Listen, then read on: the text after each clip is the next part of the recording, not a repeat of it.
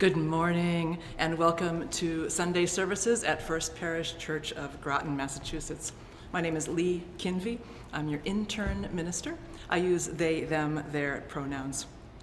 We are a community seeking to deepen spiritually, to take care of one another, and to be a blessing to the world. So welcome old friends and new of all ages. You are an essential part of us.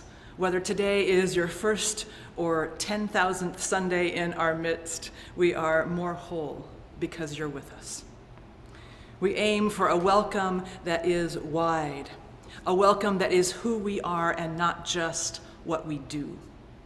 Unitarian Universalism is a faith for all, so bring all of who you are, all of who you've been, all of what you've done. There is room here and love. And there is also the spacious grace to hold it all and to hold us all. Our congregation welcomes and includes a wide diversity and variety of beliefs. So I invite you to freely translate the language that you hear in today's service. Our spiritual community is vibrant and alive here in Groton, Massachusetts, and also with members and friends across the continent. If you'd like more information about First Parish, our programs, our events, our small groups, just email us at welcome@uugroton.org, and we will be happy to get you connected. We have learned through this long pandemic that our sanctuary isn't actually confined to this room or to any place at all. Sanctuary is what we create together. We will gather again in this physical space 1 week from today, Sunday, March 20th. And for those who join us at another time or from another place, we will continue to offer our virtual church gatherings at 7 p.m. on Sunday evenings, and the service will be available on YouTube after that. Today, we are inviting children of all ages to join religious education with Liz after the story. We'll put the Zoom link in the chat, and we'll remind you when it's time. If you're able to support this community with a financial donation in any amount, we would be so grateful. You can visit our absolutely gorgeous new website. Thank you, John. Thank you, Alan. Thank you, Allison, all the people who helped, at uugroton.org, and just click on the donate button. Your financial support is needed and necessary. And also know that your membership, your belonging in this community will never be measured by your ability to contribute financially. Also in the chat, you will see an updated link for ways to support the people of Ukraine and a link to donate, if you're interested, to the World Central Kitchen. The World Central Kitchen is feeding folks fleeing Ukraine, as well as those who are still in the country. They're also on the ground in Madagascar, feeding folks after the deadly cyclone there in February. We need you to sign up as welcomers, as chalice lighters, as greeters and ushers after we move inside next week. There'll be a link for all things sign up in the chat. It's link.uugroton.org/sign up. You can also find that, of course, in our weekly email. You are more than welcome to join Aaliyah and me for daily Good Enough Lent readings. We're offering these Monday through Saturday every morning. They go live at midnight. So we're going to do that through April 16th. You can join anytime. We are using Kate Bowler and Jessica Ritchie's Lent reflection book called Good Enough, 40-ish devotionals for a life of imperfection. There is no catching up. You don't have to go back and listen to the other ones. You can join anytime. There's also no homework. Special, amazing thanks to our cantor this morning, Melinda Stewart. As always, to our Director of Music Ministries, Sean McCann. I'm going to ask for your patience, as it's just me on tech here in the sanctuary. Thank you to Melissa Wood, who's helping out remotely on tech, Steve Lehman, and Lorraine Scampini. Thank you for greeting online. Everybody's invited to our virtual coffee house following the service on Zoom, and to our in-person Witness to Black Lives vigil at 12 o'clock noon today in front of the church. If you're here on Sunday morning, go ahead and say hello in the chat if you're willing, and let us know you're here so that we can welcome you by name. We have been through a pandemic lot the last 2 years. We managed to be outdoors for 11 weeks and then inside for 3. But that still means that we have been for 90 weeks here in virtual church. We've been in front of little screens, little boxes of pixels, of movement with no sound or smell or touch. No side conversations or shared singing or so many things that make us a living, breathing community. We have pushed through the distance. We have worked through the cobwebs in our brain. We have created worship while we're alone together. It has been a sacred endeavor, and we brought as much of ourselves as we could to it. And could it be? Could this really be the last week we're only online? That is not knowable, but it feels for the first time like it's really possible. So I call you to worship now, whenever and from wherever you are here with us. I call you to worship in digital space, and I enter into our tradition of ringing the meditation bell 3 times. The first time for yourself, the second for the ones you love, and the third for our beautiful, struggling world.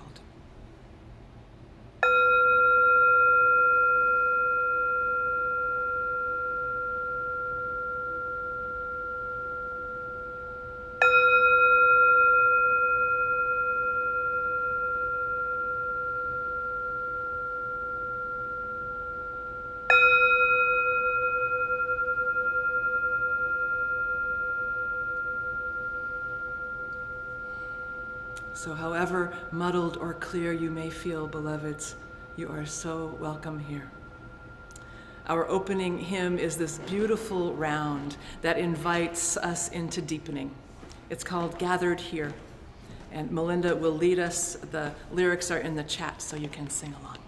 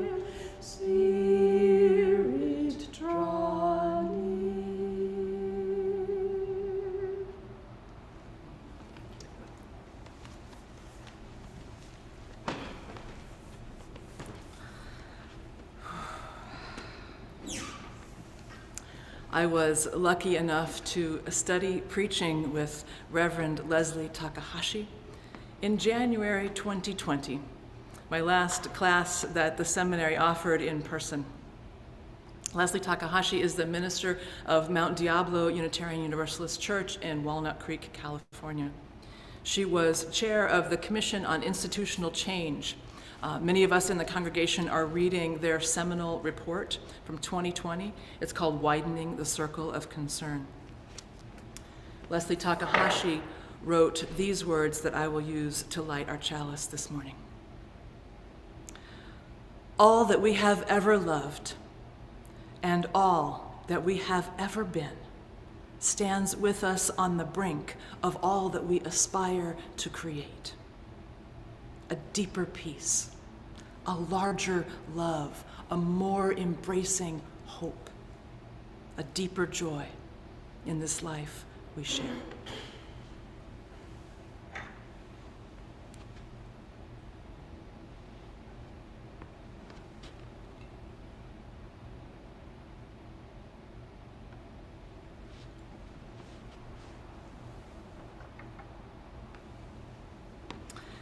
So we're going to sing together now our response to the chalice lighting, which is always Spirit of Life by Carolyn McDade.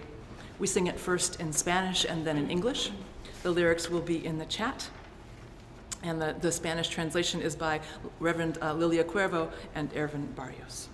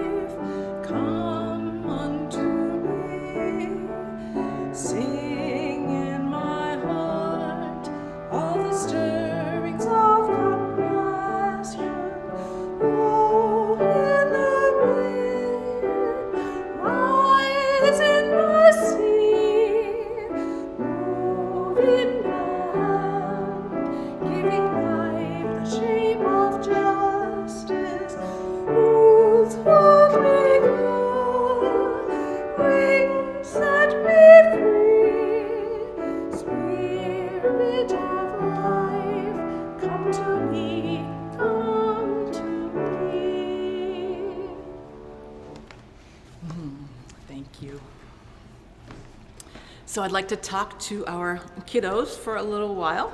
We're going to say our words for gathering. We are Unitarian Universalists with minds that think, hearts that love, and hands ready to help. So as Unitarian Universalists, one of the things we get to talk about and think about and feel our way through is the question that today's story asks. What is God like? The story is by Rachel Held Evans and Matthew Paul Turner. The artwork is by Ying Hui Tan. And we will invite children of all ages to join Liz after the story this morning. So the artwork on this is amazing. I'm going to try and hold it close enough to the camera so that y'all can see it. So if I come over here, will this work? Meep. Okay, there we go. What is God like? That is a very big question. One that people from places all around the world have wondered about since the beginning of time. And while nobody has seen all of God, we can know what God is like. Because God is like an eagle, sharp-eyed and swift, with wings so wide you can play under their shadows. God is like a river, constant and life-giving. When you grow near God, you'll sprout up as strong as a tree.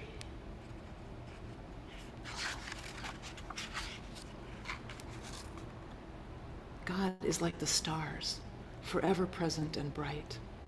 Even when they feel far away, you can always look up and see them winking at you. God is like a shepherd, brave and good, a protector who loves her sheep so much that she watches over all of them and knows each of their names by heart. God is like a fort, strong and secure, with walls that are mighty and safe. Inside, there are hidden places to hold you when you're scared, where you need a quiet place to rest. Them in the fort together with their puppy.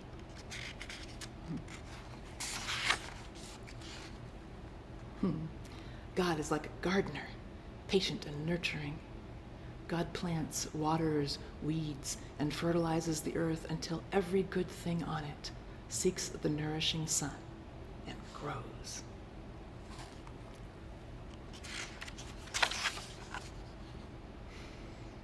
God is like the flame of a candle, warm and inviting. With God close by, you can look into the light and see through the darkest of nights.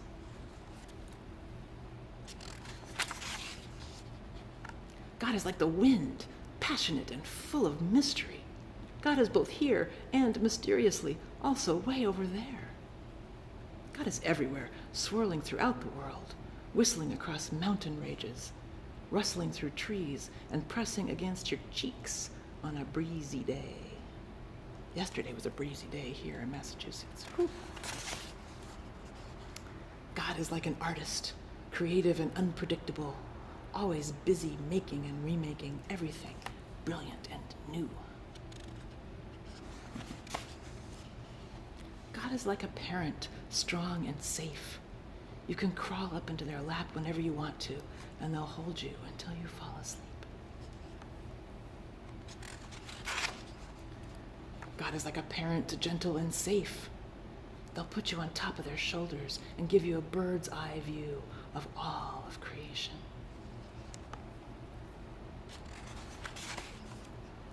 God is like three dancers, graceful and precise. They move to the same music in very different ways, showcasing all of God's elegance and rhythm in your life. God is like a rainbow, vivid and full of color, a dazzling reminder of promise and hope for all people after a storm.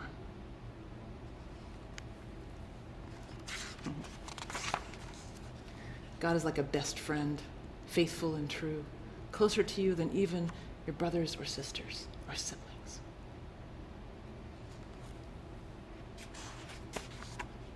And because we know what God is like, we know that God is kind and forgiving. God is slow to get angry. God is quick to be glad. God is happy when you tell the truth and sad when things are unfair. God is your protector. God is trustworthy. God is friends when you feel alone. God hopes and perseveres. What is God like?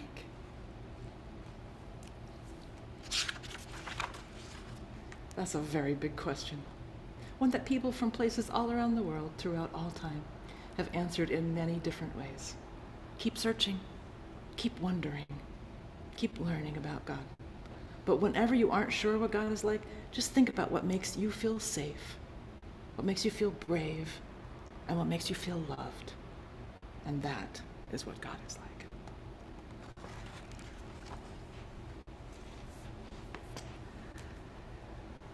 So the Zoom link for religious education for kids of all ages will be in the chat at this time, I hope. So we arrive together this morning, bringing, of course, as always, the joys and sorrows and mixed feelings of our complex lives. If you're here live on Sunday morning or Sunday evening, really invite you now to write in the chat. Write your sorrows, your worries, your joys, your celebrations, your gratitudes. Burdens are lightened when they're shared, and joys are magnified. If you're with us at another time, we encourage you to name for yourself what's most alive in you right now. I'll begin with a prayer by Reverend Roger Butts, who is serving as a transition minister for pastoral care at All Souls Unitarian Universalist Church in Colorado Springs.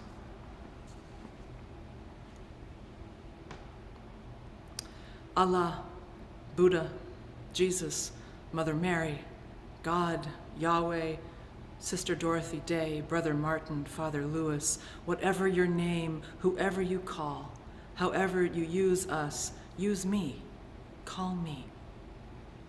Here I am, Lord. Is it I, Lord? My heart is broken. My way is unclear. The path is long. My spirit is humbled. My son is hurting. My neighbor is crying. The guy under the bridge, he needs a meal. My spouse needs to be heard. Who am I? What can I offer? Just this. My broken heart that still beats, thank you, thank you, thank you. My old ear that still hears, thank you, thank you, thank you. My feet that have journeyed long, that can carry me from here to there, thank you, thank you, thank you. So carry me, God, however you do that, from here to there, and I will follow. I will move with you, I will listen, I will stay awake, so though the night is dark, your light will guide me.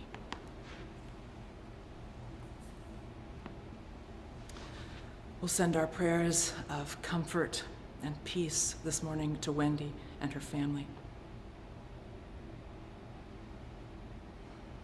And we pray for health and healing for Chuck G., for Heidi A., who just had surgery, for Meg and Tommy M. after a car accident, for Emily, who's having some health struggles, and for the Hendrickson family.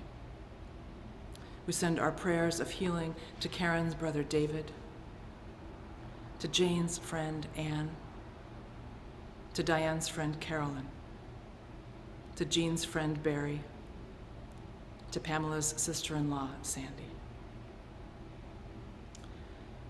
We continue our prayers for the people of Ukraine, for Russians who are jailed because they're protesting, and for others who are also living through war and state violence, including in Ethiopia, Syria, Yemen, and Afghanistan. We send our prayers to refugees everywhere. Persistent Spirit of love and life, we know it's normal to feel anxiety when things seem so out of control in the world.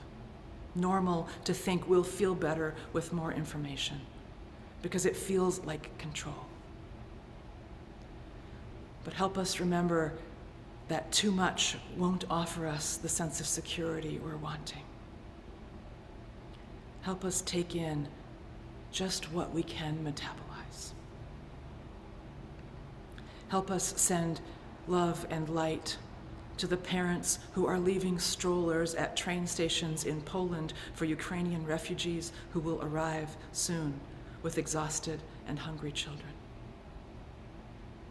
Help us send strength and love to the regular folks across Russia who are speaking truth to power in a country where that just isn't done. Help us to know that this is what we can do. Heal what's ours to heal. Say what's ours to say. And offer what's ours to give. Bless us with the words from Pirkei Avot 2:16. You are not obliged to complete the work, but neither are you free to desist from it. And help us understand ever more clearly what healing we need to do in this world. Our sung prayer this morning is one that many of you know, so please join me from wherever you are. This is Melanie DeMoore's beautiful song, I Am Sending You Light. We can sing it for ourselves, for each other, and for all who need it right now. Just turn it.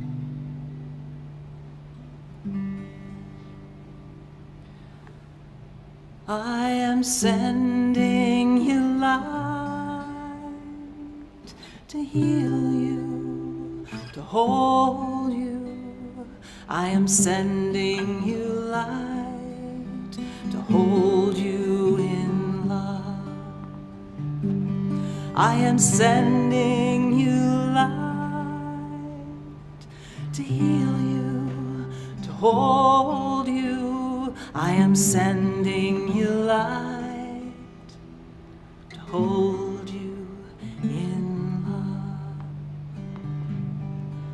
No matter where you go, no matter where you've been, you'll never walk alone. A feel you deep within. So I am sending you light to heal you, to hold you. I am sending you light to hold you in love.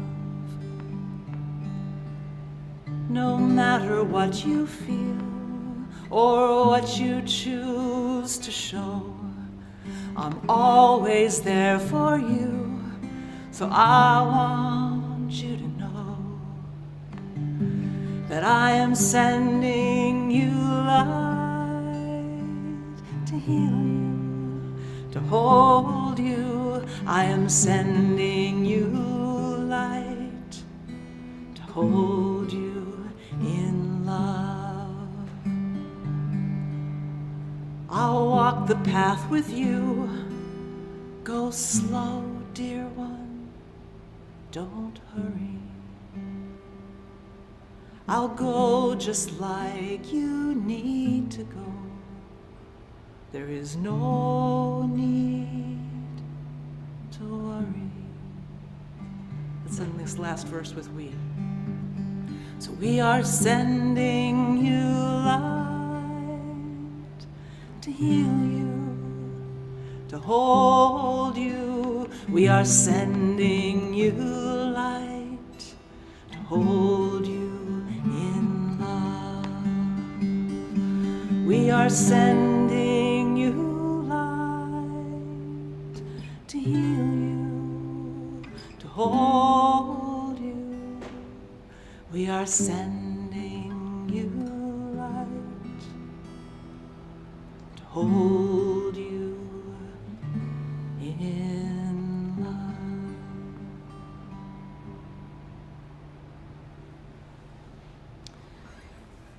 So often these days we don't need more information or more advertisements or the promise of free stuff. We need a place to be together, to breathe together, to sing together, to encounter silence and stillness and mystery, even through little screens. May we be renewed in the quiet, and may there be peace. Amen.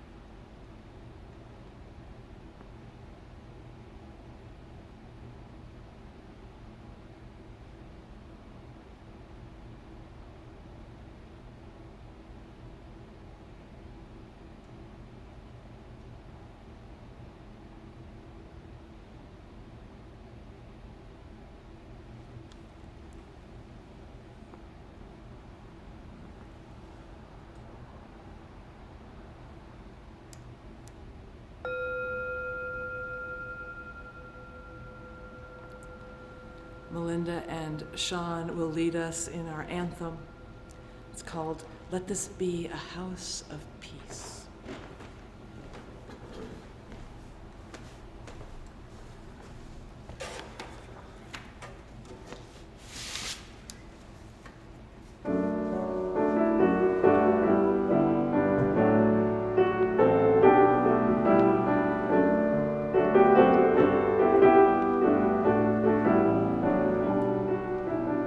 Let this be the house of peace.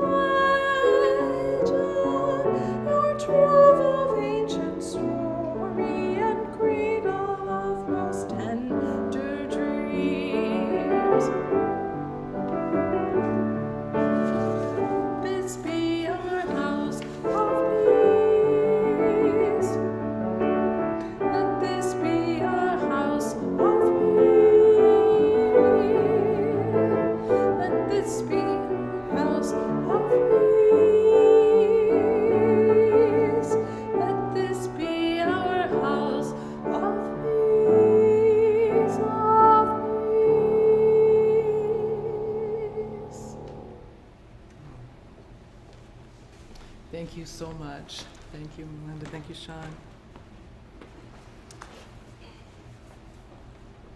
On September 11th, 2001, my daughter had just turned 3. We had no television. We were really careful not to turn the radio on. We brought no images of the terrorist attacks on New York City or Washington, D.C. into our home. And still, somehow, she had the basics. It was just everywhere. A couple of weeks later, she came to me in the driveway, sobbing uncontrollably, shaking like a leaf. So we sat on the back steps for a while, and I held her until she calmed down, and I waited. She looked up at me with her breath still catching, and she said, Mama, what if I grow up to be like those people who flew the planes into the buildings? How do I know I won't grow up to do something like that?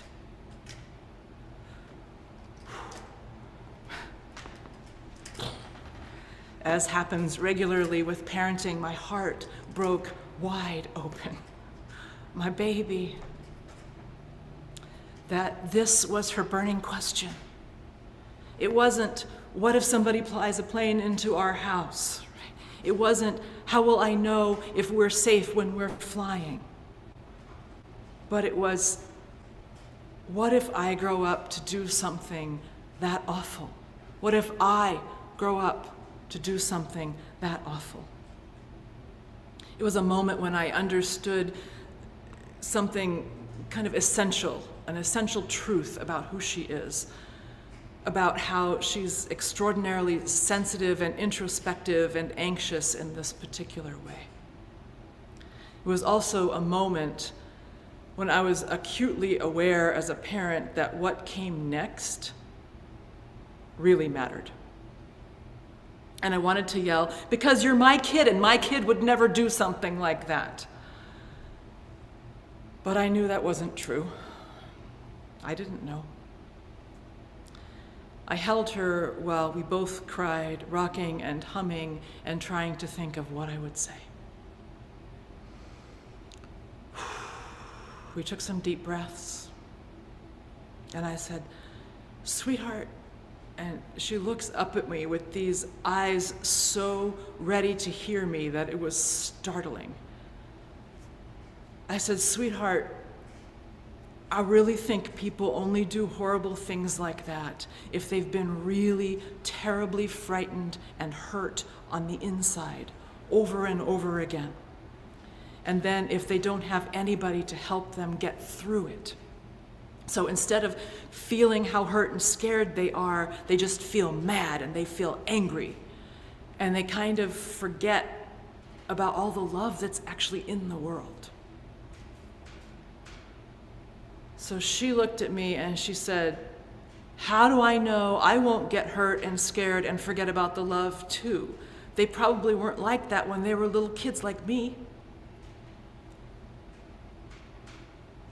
I had to agree with her. They probably weren't.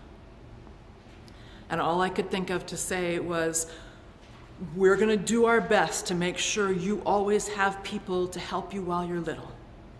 And then when you grow up, it'll be up to you to find people. You have to keep crying when you need to cry. You have to keep doing all the things that remind you of all the love in the world. You have to take really, really, really good care of your hurt and scared places inside so they heal just like your skin does when you fall down.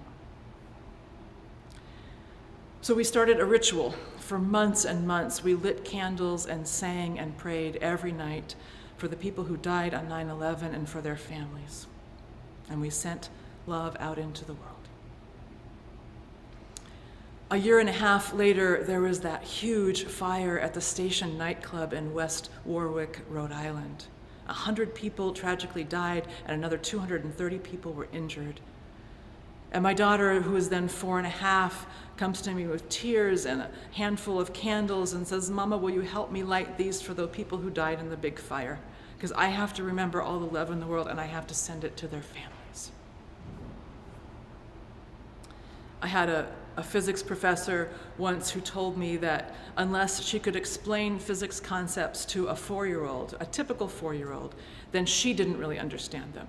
I think she was probably telling me that because she needed to go to her 4-year-old explanation in order for me to understand physics. But that moment with Josie was sort of my spontaneous first attempt to articulate my theodicy. Theodicy? So I'm sitting in my 3rd seminary class ever, and the Unitarian Universalist professor starts talking about how it's really important for each of us to be able to articulate our personal theodicy. She said, the articulation of one's theodicy is as basic and essential to ministry as the ability to create a loaf of bread is to a baker. She also admitted to watching the British baking show recently. She said that we should publish our theodicies on our ministerial web pages. Wait, what? So, wait. We're supposed to have ministerial web pages, and I'm supposed to know what a theoda thingy is. I had no clue. We don't really talk about theodicy in the world of psychology that I come from. But I thought maybe I'd better get busy at least trying to figure out what that is. So this sermon is an attempt. Theodicy basically has to do with the problem of evil. Theodicy attempts to answer the question, why does God permit evil? And the question is kind of a live one if we're talking about the God of what we call Abrahamic religions. So Judaism, Christianity, and Islam. All of these religions accept the tradition of the God who revealed himself to Abraham. He is known as Yahweh in Hebrew, as Allah in Arabic. So this is a God who is eternal, who is creator of the universe. This is a God who is both transcendent and personal. This is a God who listens to prayer, who reacts to what's happening on earth, who keeps track of the creatures down here. And most importantly for this discussion, this is a God, the God of the Abrahamic traditions, who is omniscient, omnipresent, omnipotent, and omnibenevolent. So here's the puzzle. If God is omniscient and omnipresent, which means God knows all and is everywhere, right? Then God knows when and where evil is happening, right? And if God is omnipotent, which is all-powerful, then God has the power to eliminate or stop evil, right? Stay with me here. And if God is omnibenevolent, in other words, morally perfect, then God must have the desire to eliminate evil. But, as far as we can tell, evil in the world still exists. So, you see the problem. Theodicy tries to solve that problem. So please know that I am simplifying this tremendously. Theologians who are very smart have spent their whole careers working with this concept on levels that I cannot comprehend. I very recently, this week, many deeply humbling hours attempting to read on this topic in William Jones's book titled, "Is God a White Racist? A Preamble to Black Theology." And I confess that no matter how slowly I read, I could understand precious little of it. I did get his point that in a religious context where God has total sovereignty, right, so all-powerful, we have to include in this question of theodicy the whole realm of racial oppression, which brings big questions like the title of his book, "Is God a White Racist?" And if not, why has God not eliminated the suffering of Black people, of people of Native descent, of all people of color? Why is there still racism?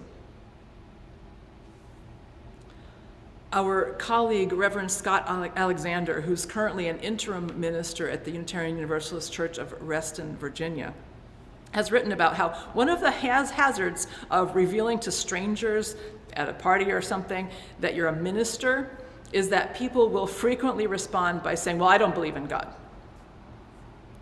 So he says when he feels like engaging with the person, he in turn asks, "Okay, which God is it that you don't believe in?" As Unitarian Universalists, we are not asked to agree which God we do or don't believe in. So that question makes sense to us. What do you mean by God? Personally, and I am not trying to persuade anyone, personally, for me, the God I do not believe in is a God who controls, creates, destroys, or judges. I do not believe in a God that can make choices. To me, God is not of that nature at all. So my concept of God is entirely outside of the Christian, Jewish, or Muslim understanding of God. The God I do believe in is love, is a presence, a process, an ever-unfolding, vast, unimaginable, unconditional love. The God I do believe in is pure love that connects all beings, past, present, and future. The God I do believe in surrounds each of us and is also the animating presence that blazes through us. In my theology, the concentrated presence that some of us call soul is also a part of God. And when we die, it leaves our physical body and returns to the vast spirit of the universe. The God I do believe in, love, is the strongest and most primary force in the universe.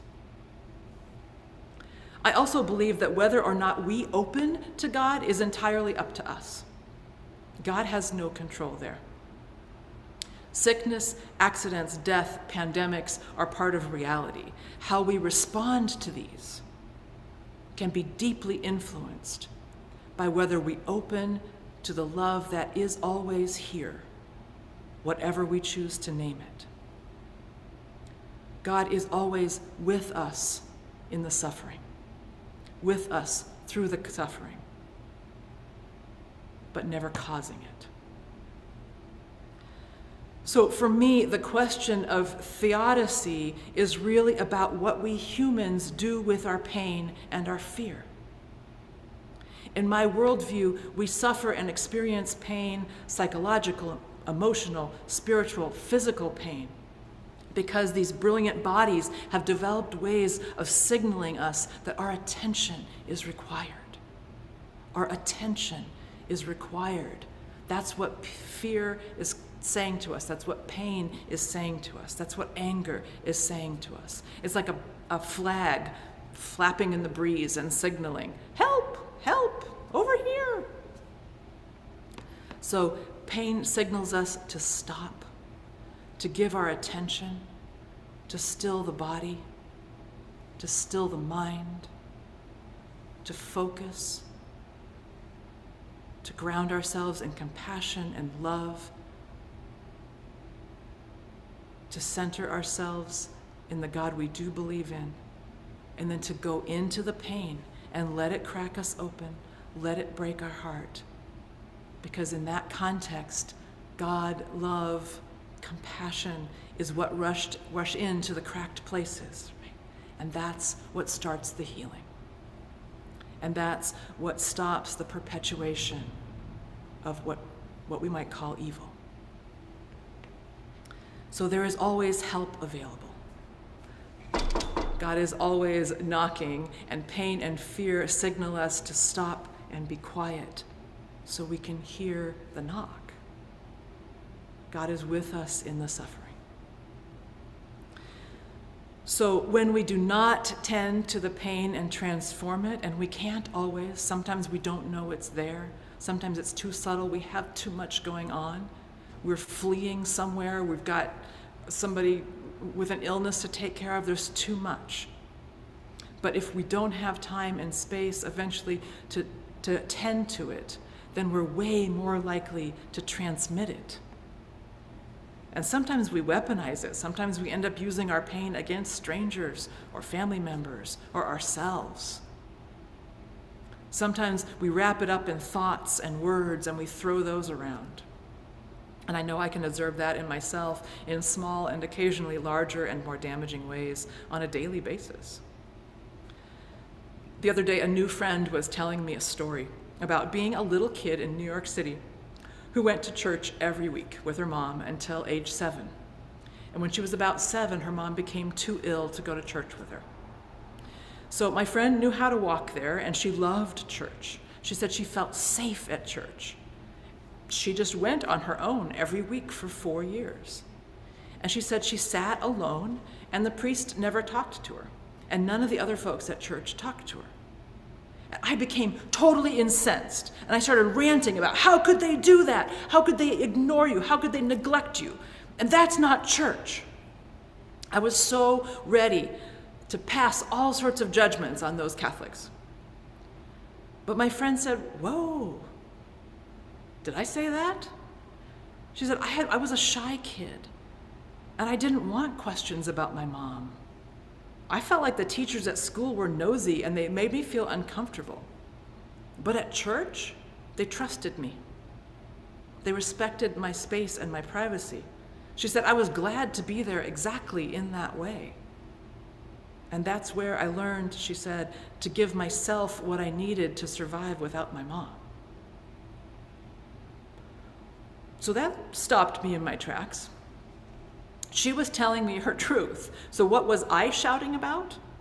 My pain, right? My pain that I hadn't dealt with. My pain at not feeling seen and not taken care of by the church of my childhood, though the circumstances were entirely different. I heard this much of her story, and I inserted my pain, and I kind of threw it at her. And I ended up feeling like kind of a jerk, and knowing deep down that she really did not need my outrage, that it could have been damaging to her. And it was also a big red flag for me that I needed to do some more grieving and some more work on my childhood church experiences. The more scared and distant we are from our own pain, our fear, our weakness, our vulnerability, our sadness, the more we try to hide them. Of course we do. But when we hate and reject the vulnerable parts of ourselves, we're so much more likely to hate and reject those same parts in other people. And that can lead to dehumanization, which to me is the crux of evil. Dehumanization is a capacity that we all have to think of others, to speak of others, to treat others in a way that denies their full humanity. I understand dehumanization as the root of oppression, the root of white supremacist thinking, of racism, the root of the rejection of queers and people with disabilities and hatred and fear of people with different beliefs, also the root of the degradation of the environment. The evil of dehumanization, from our thoughts to our words to our actions to the systems we create, has to be named and faced and confronted and responded to directly.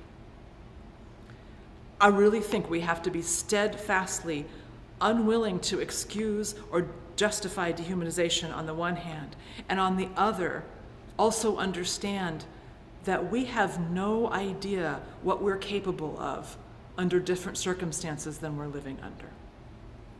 What we're capable if we'd had a different past than the one we had.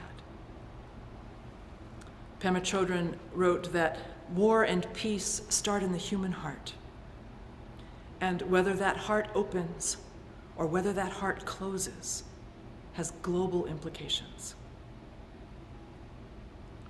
We are all born utterly weak and vulnerable, seeking the love we require to survive. Luckily, most adult humans turn in peace and care toward the pain and fear of their infants. Most adults offer love and compassion in response to infants' pain and fear. So our work is to open our hearts and turn toward our own pain and fear with equal tenderness. The work of the church is to support the opening, to support turning toward each other's pain with that kind of tenderness. We do it step by step, day after day, the next tiny, small thing that is called for in service of love. We interrupt the bully. We bear witness to the child in pain. We speak out against a racist comment. We offer our love when people show us their fear. We stand with oppressed groups. We speak out against proposed laws that make it harder for some folks to live. And so importantly, we bear witness and respond compassionately to our own pain and fear and sorrow, and those of each other.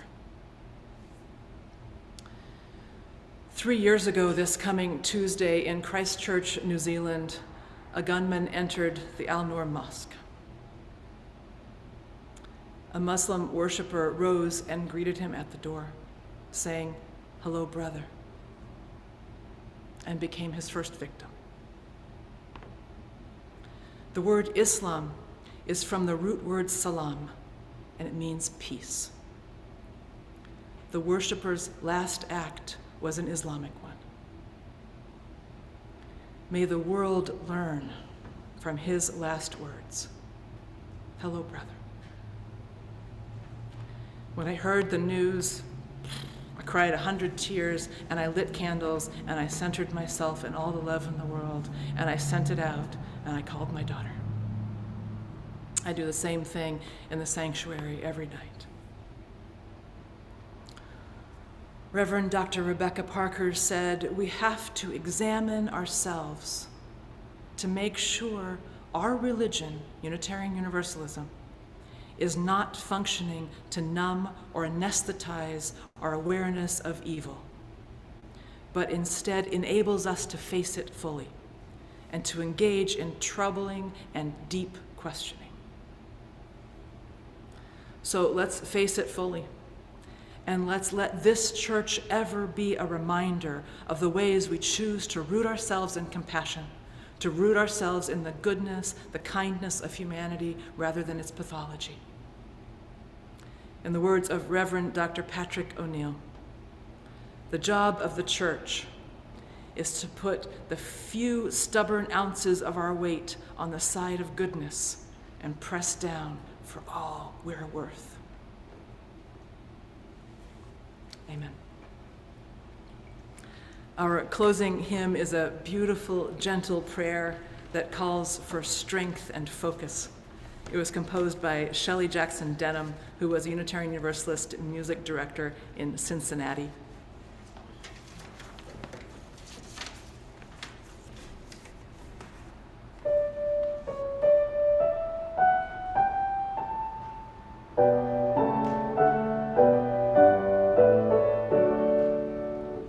Blessed Spirit of my life, give me strength through stress and strife.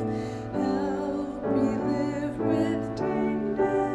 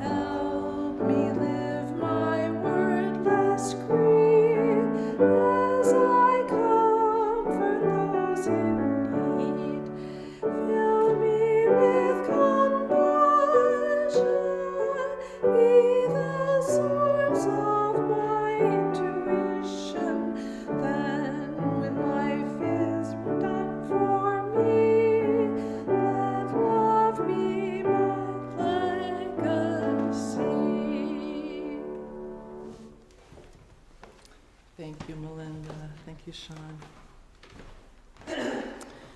So we invite you, as always, to join us if you are local at our vigil honoring the preciousness of Black lives at 12 o'clock noon in front of the church. And you're, of course, welcome to join us for coffee hour if you're live here on Sunday morning, following our postlude music. If you're on YouTube, then the link will be in the chat. If you're on Zoom, you can just stay where you are, and we will soon allow you to unmute yourselves.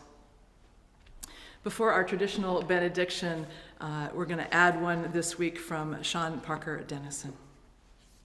It's called Benediction.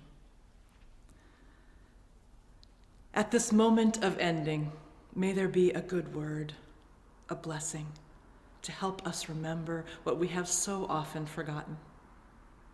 May the message we need be spoken and gently held in the spaces in our cells, the fibers that hold all we need to maintain our gentleness, our courage, and our hope. At this moment of ending, may the goodness we wish for ourselves and each other, this community, ecosystem, planet, and stardust galaxy become such a part of us that we cannot tell where the blessing ends and we begin. So with that, will you place one hand on your heart and with the other reach out and know that we are woven together. We are connected with strong and sturdy threads of love. Go in peace, be a blessing to this world.